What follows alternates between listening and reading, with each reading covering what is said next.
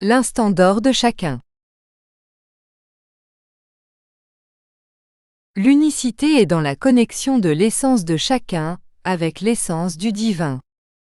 La position de l'esprit balaie du fini à l'infini, en balayant la totalité de l'espace du Créateur.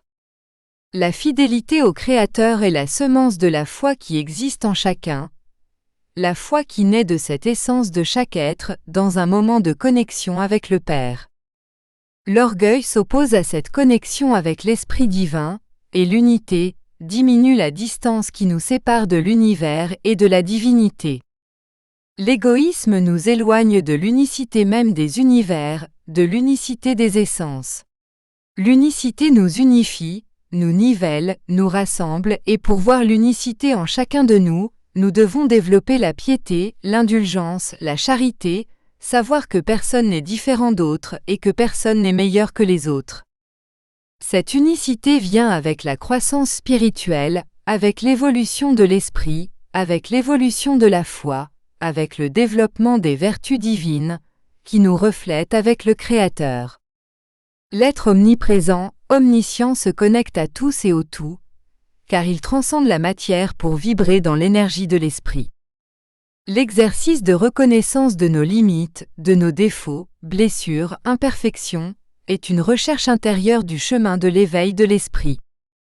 Les difficultés, les négativités, sont des produits de l'esprit lui-même et c'est par lui, en l'entraînant, que nous pouvons arriver à la réflexion et à l'inversion du négatif en positif dans votre réforme intime. La graine de la guérison a été plantée en chacun de vous, et si vous arrêtez de vous soucier de « avoir » pour « être », vous pourrez modifier ce qui est vraiment important pour votre véritable évolution.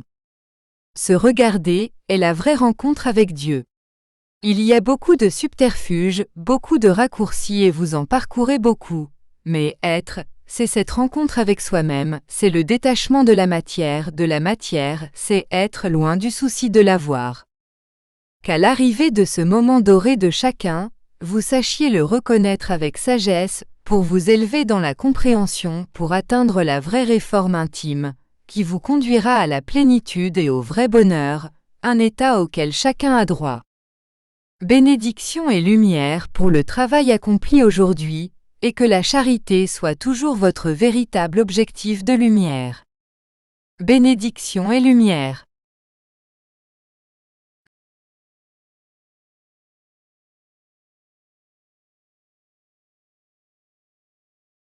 Conscience cosmique. Livre 4, Lettre intégrale, l'annexe. Chapitre 60. L'instant d'or de chacun.